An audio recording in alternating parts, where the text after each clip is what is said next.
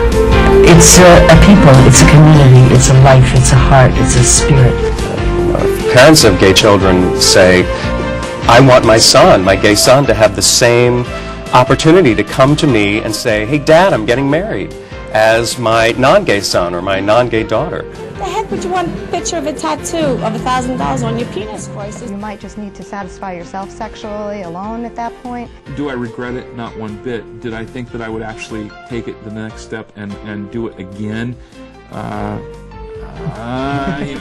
And what goes into their life, how they handle it. There are 12 houses, and each one of those houses has a particular function.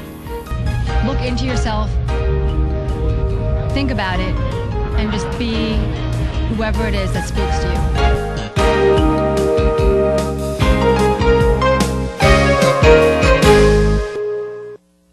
Hello and welcome to Talking About. Tonight we have a couple of very special guests, and we're going to be discussing a topic that has been very much in the news of late. We're going to be talking about drug-resistant HIV, superinfection, as well as some goings-on at the AIDS Center, Queens County, where my guests are from. And I want to welcome my guests, Ajani Benjamin and Jennifer Medina. Welcome. Hi, thank you. We're talking about the path to drug resistance. We mentioned non-adherence. Right. What are other things that could lead to running out of your med options? Sequencing issues, so right. monotherapies, which happened close to the 80s, where there were very few drugs, and so a person right now, what the medication is called HAART, so it's highly active antiretroviral therapy, which basically means there are 4 families of drugs, and all 4 families are working at once. A person isn't just taking one class or one family of drugs; they're taking all 4. Okay. And all 4 are designed to stop HIV at a different part of its life cycle. Monotherapies were used more in the 80s, and that was only one type of drug focusing on only one part. A person who may have took monotherapies, well, now heart medication may not work so well for them because it's, you know, they may have used that medication already. Okay, it's not attacking, say, the full circle. It's only Right. attacking here, here, and here. Right. And it's missing over here. Or more, it's attacking here, and there are 3 other parts of the life cycle that aren't being addressed. Reinfection, sometimes actually referred to as superinfection, separate from, you know, super HIV. Just an increase in viral load. An increase in viral load, and if I were to give you an example, if 2 people are HIV positive, there's almost an idea that if we're worried about HIV but we're both infected, then there's no real need to use condoms, and that's not entirely the case. If person A has been on medication for years and they're up to sequence 3, or rather C, okay, and they have sex, or, you know, they exchange fluids with person B who is recently infected, okay, person B takes on the almost medication smart HIV, so now their options have been cut down severely.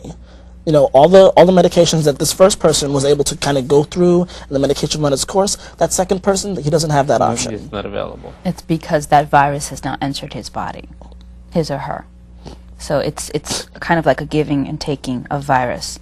Because virus, just like the individuals, is very, very, very individualized. You know, if I miss my medication, then my virus takes on that resistance. And so then if my partner has never taken that medication and we exchange bodily fluids, that, you know, not automatically, but there's a high likelihood that if I introduce my virus into his system, that my virus will then start replicating in his body, and then that virus will be resistant in his body, even though he may have never taken that medication. Okay, so say you're taking a glass of, say, water with green coloring in it in a glass of water, and you're pouring them back and forth. They both become green. Yeah. That's actually an excellent analogy. That is fabulous. We need to use that. We're going to steal that. You have my blessing. I think the case that was in the media, what made it so different was the fact that the HIV was progressing to AIDS very quickly. Okay, and we do have a caller on the line, so whenever you're ready, caller, just say hello and join our conversation. Welcome. caller. Hello? Hi. Hi, how are you? Okay. Okay, I wanted to ask a question because I wanted to find out how much credibility is this to the super infection, and how much do you think the media has to do with just blowing it out of proportion? Okay. Again, as I said before, and it really bears repeating, right now it's only one case, and that case is currently under investigation.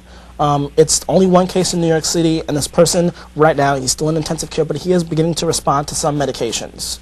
I don't think it's something that requires panic, but it is something that makes us revisit HIV and HIV prevention, because whether it's this particular strain, which hasn't occurred in anyone else yet, and hopefully doesn't, or whether we're talking about the disease that as a community that we've lived with for more than 20 years, the prevention messages have not changed. Okay? You don't want someone else's body fluids in your body, and that doesn't mean that you shouldn't be intimate with the person. It means that there's a little more to it, and there's a little more thought that needs to go into it. But the prevention messages haven't changed, and ACQC is continuing to get updates from the New York City Department of Health and Mental Hygiene, so that we can let our clients know, and people who contact us asking information, to know the latest information. I was on the phone with DOH MH today, trying to just make sure that we have the latest information about this case. Does that answer your question? Yes, thank you so much. Thank you. And I want to remind all of our viewers that you can call in at 718-460-9802. And you were in the middle of, we were talking about the glass of water, and that led to... Green. The green. The green. The green water. They're both green. They're both green. There was something else after that, though. And Reinfection. I blanked. Okay. Progression, behavioral factors that could lead to resistance. Do you find, well, we kind of spoke about the safer sex or the protection message getting out there and not being heard, but there were other factors that come into play now as well. For example, the upsurge in, say, crystal meth use. I'm glad you mentioned that. Crystal meth, in and of itself, does not transmit HIV, and it almost seems obvious to say that, but I think it's something that is important to say. It has to be said. It needs to be said. What is of concern, and what will, the connection to HIV infection is people's behavior when they're on crystal meth. Right. Crystal meth, whether it's smoked, injected, or snorted, the concern is the behavior that might follow. The crystal meth in and of itself does not transmit HIV, and why I say that is that a person may feel, I don't use crystal meth, so I have nothing to worry about, or my behavior may not be of concern. But I also think that one of the important things to talk about is what the side effects of crystal meth are. Right. The crystal meth is a drug. Hi, caller. I have a few questions for y'all. Okay. Okay. I have HIV, right? But since I haven't went to the doctor in about 13 years, it turns into AIDS, right? I want to know, do people with AIDS do they live a long time, or is it more harder for the medication to kick in? I think that previously there have been ideas as to how long a person with HIV would live, and right now, in large part because of heart therapy, so the medications, there really is no set time limit. It isn't to say this person has this long to live. It's really indefinite. People on medications have been doing much better. It's also about looking at looking at AIDS as a long-term chronic illness. So much like we would say with anyone who has, any type of long-term cancer, who they're fighting it and going into remission or anything like that, it's about maintaining a healthy lifestyle. It's about taking the meds that you're prescribed and trying to maintain as healthy a lifestyle as you can, because taking the meds will prolong your life. There is no set time limit, unfortunately, because we don't know, so it's just about how you live your life and how healthy you try to keep it, and how you take your meds. Right. Are you currently under the care of a physician? Yes. Okay. Okay. And that is it too late for me to sign up for ACQC? No, it's not. No, it's never too late. Never too late. Well, I think you should give the phone number out. Well, You can call us. You can call us. The phone number for the main office is 718-896 2500. Okay, thank you. You're very welcome. You can call and just let the receptionist know what you're interested in, and they'll forward you to the appropriate person. Okay, thank you. You're very welcome. Good luck. Bye-bye. Bye-bye. To give us a chance to give out the phone number, and that was, I'm very glad that that young lady called, and hopefully she'll be able to find the proper care that she needs. And it sounds like she's on the right track. She does. Yeah, she's looking for information. Right, and we were talking about crystal meth. Right. So the behavior that is associated with crystal meth often is unprotected intercourse, and that is a risk for HIV. Crystal meth also causes the person to be high, and oftentimes for a number of days. Not just as in with crack, it's a very short time. It's a very long high. With crystal meth, it's a few days. So a person may have a crystal weekend, and from Friday to Sunday, they're up and they're partying. Okay. And it's definitely not a downer. You don't fall asleep on crystal meth.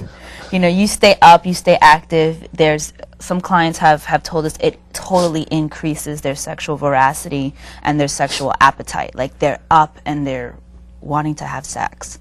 So if those are the behaviors, if those are the side effects of crystal meth, then we have to look at the behaviors that occur from those effects. Being able to stay up for 3 days.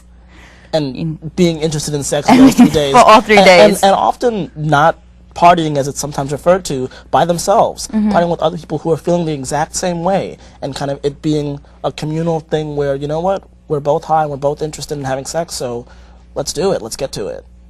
Right. And that more being the risk. Right, because does it also affect, well, alcohol and drugs in general. The inhibitions and the reason. In general, they affect the immune system. So if a person is exposed to HIV while they're high or while their immune system is kind of dealing with the drugs that are in their body, they're even more susceptible to infection because of that exposure during that time. And also, it tones down some of the thought process. Whereas before, if you were not high, you may have engaged in sexual activity with a barrier. Right. That high has clouded that brain, so that question of getting a barrier is no longer there. And it's just for that moment, and that's why we have an internet outreach that is going on that AJ is actually the supervisor of, which is really great, and they're reaching a population that, party and play, that a population that is engaging in crystal meth usage and partying, and trying to engage them and see if they can introduce barriers at those parties so that there's not the thought of, I have to leave this room and go get a condom. The condom is right on the table. Right. So the thought process is really, we're trying to eliminate that, so it's right there available. Do you see any impact in that outreach as yet, or is it too soon to tell, really? What Jennifer's talking about is Q-Talk, and Q-Talk is up and coming. It's an internet program that specifically targets MSM. When I say MSM, I mean men who sleep with other men. Notice I'm not saying gay or bisexual, because people identify differently, and our concern isn't necessarily with how they identify, but with the behavior. So you're not trying to label the person, you're just trying to identify the behavior. Right. And we speak with people about crystal meth use, but we also speak with people about relationships, about domestic violence, about what sex means to them and where they're looking for sex, without judgment, without, our attitudes being placed on them. Because the reality is that we are all community, and it's important that the people who are doing the outreach with Q-Talk are from the communities that we're trying to speak to. What we're finding so far is that people are responding, and people are interested in finding out more about this Q-Talk, and people are interested in coming into ACQC, which they're more than welcome. And as a few more months, there'll be some more things coming up for people involved with Q-Talk. Okay, so, well, being that reruns are forever, that phone number again? The phone number for the ACQC main site is 718-896-2500. Okay, and people can get whatever information they need via that number, whether it's to a satellite center or to the main office. They can also contact Q-Talk online, because it is an internet program. They can go to, they can check out QTalkDennis at AOL.com or QTalkKiko, K-I-K-O, at AOL.com. Something I was saying earlier on, and a caller came in, so we kind of got cut off for a second. I think what made this story hit the news so much was the fact that the progression from HIV to a full AIDS diagnosis, so the T cells below 200 or an opportunistic infection, it happened in months. Typically, it took years. And that, I think, was a cause for great concern, because not only is it not responding to the medication, but it's going from a point where the person is recently infected to a point where a person's immune system is really critically beginning to break down. And that was the place of great concern. It was the red flag. Yeah, it was the red flag. In the past, we've been able to say, well, you know what, from HIV to AIDS, maybe 10, 15 years. And so to have this virus in this one individual go from initial infection to a CDC-defined AIDS from diagnosis. October to January, or however it may have. You know, that I think was very, very frightening for people in the medical community as well as for community members. And for providers like us, like we were like, you know, what is around the corner? You know, what is next week going to look like? Right.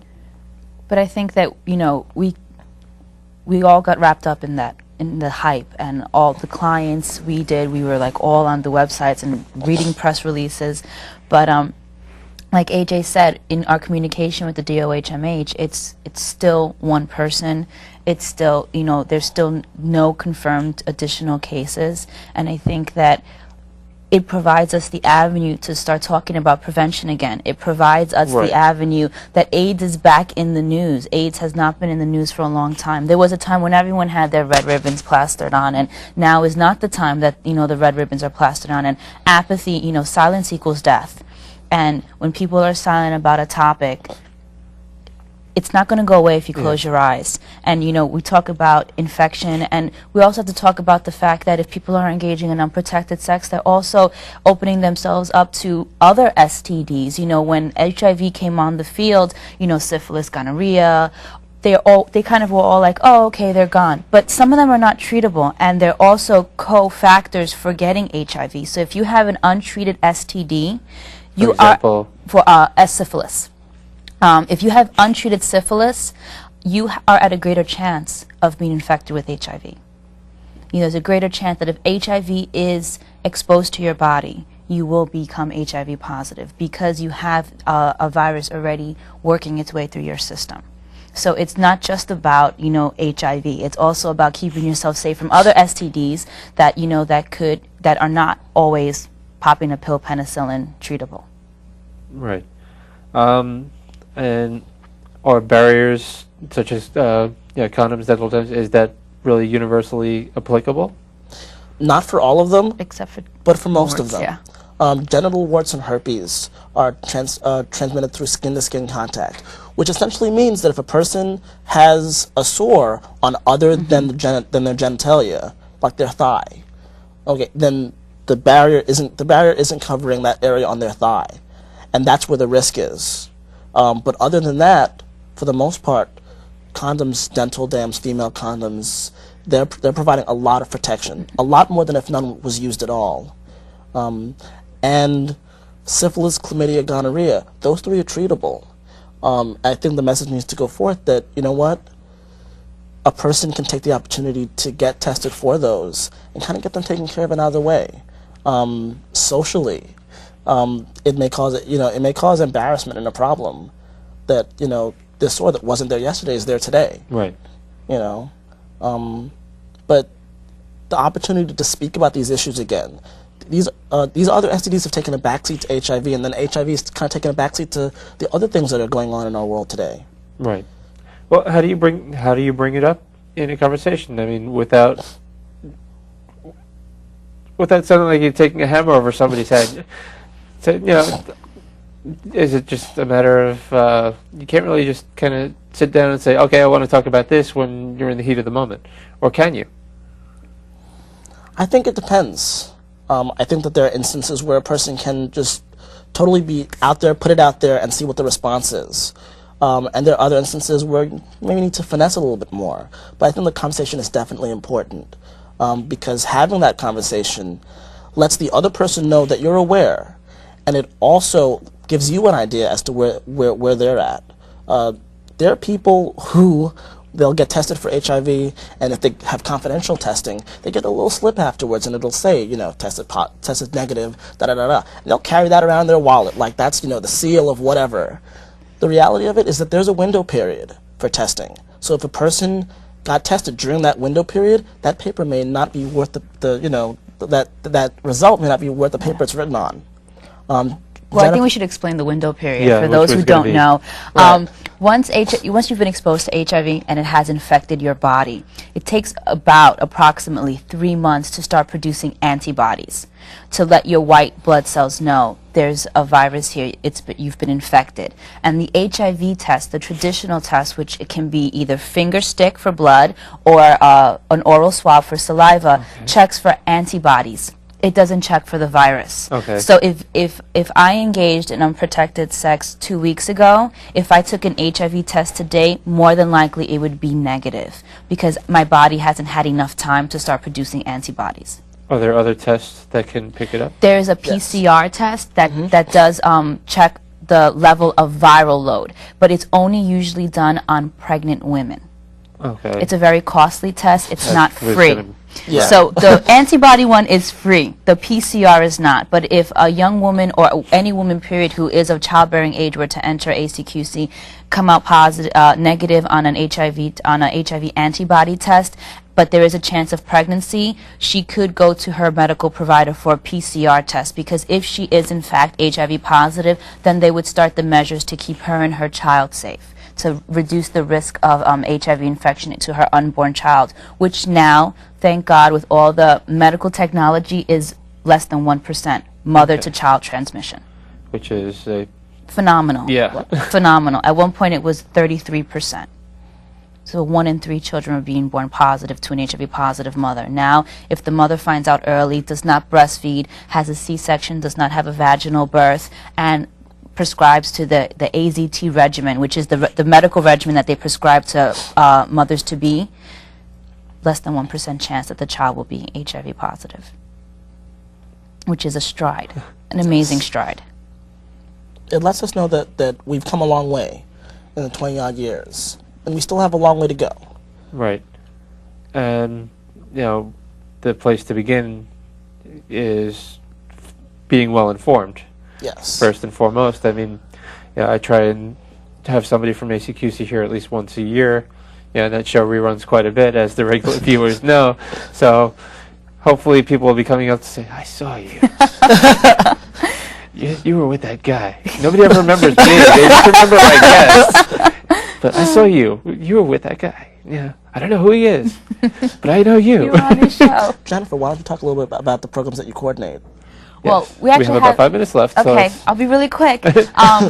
We actually got some very exciting programs from the CDC, and they allow us to do some HIV prevention work with young women, actually, in Jamaica, Queens, and young people in Far Rockaway. The program for young people is called Street Smart. It's a group session atmosphere, and we do it's HIV prevention essentially, but HIV prevention coming through a group setting where we talk about self-esteem, we talk about communications, we talk about responsibility, etc. And much the same with SISTA. SISTA is the program for women in Jamaica, and that also is a group type setting where we talk about relationships, domestic violence issues, and we talk about bringing up a level of self-esteem where women can say to their partners, I want you to keep me safe, I want to keep myself safe, let's use this male condom, let's use this female condom, let's use this finger cot. Okay, and we do have time for one more caller. Caller, whenever you're ready, just join in and say hello. Yes. Hello? Hi. Yes, how you doing? Okay, my you name have a is quick Tony, question? And I had a question. If someone has syphilis and had an antibiotic shot, meaning that, they used to have it, but they don't got it, but it still flows in his blood, could they still have kids? Could they still have children? Yes. Yes, they can still have children. the syphilis will continue to be detected in their blood, even though they're not being affected by it and they're not transmitting it to another person. So yes, they still could have children. It's a good question though. Yes, because, you know, I had it and I was stage 2 syphilis. You know, I broke out around my ankles, my hands. Okay, the body rash. And my godfather said, you know, go to the clinic, see somebody. They told me, you know, yeah, stage 2 syphilis, you know, get in contact with the person that probably gave it to you or whatever. But I told him, you know, if I, you know, can I have kids in the future? Will this affect my, to reproduce, you know?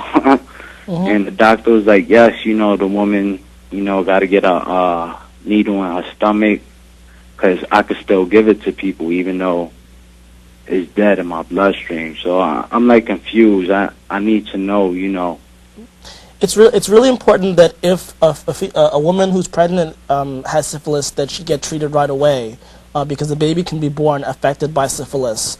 But as far as you're concerned and having children with her, if she's uninfected and you've been treated for the syphilis already, the concern isn't there anymore. All right, thank you. I was just nervous, you know. You hear it in my voice, so I'm sorry about that. No, we appreciate the call, and you can probably get more information from ACQC by calling the phone number at 718-896-2500. All right, thank you. Yeah, have a good evening. You too. Thanks. Okay, summing up in the minute that we have left, what is the one thing that people should take from this show tonight? Oh, give the prevention message. Go. Which one? The overarching. We talked about it. The overarching prevention message is that prevention hasn't changed from old strain, new strain, strain that's still under investigation. The messages have not changed since this infection began in the early 80s. And you know what? They probably won't change. And we have the tools. We have the tools to keep ourselves and our loved ones safe. This program is part of that. This is part of that process of learning more about HIV and AIDS and learning more about ourselves and our own behavior. So this is part of it. This is the first step. Okay. Well, I really appreciate you coming and paying me a visit tonight. Thank you for having us. And we're just about out of time. And I want to remind our viewers to visit our website. Going to have those links that we discussed earlier, and I'll try and get that phone number up there also. And our website is www.talkingabout.info. And thank you, and I will see you again next time. Good night.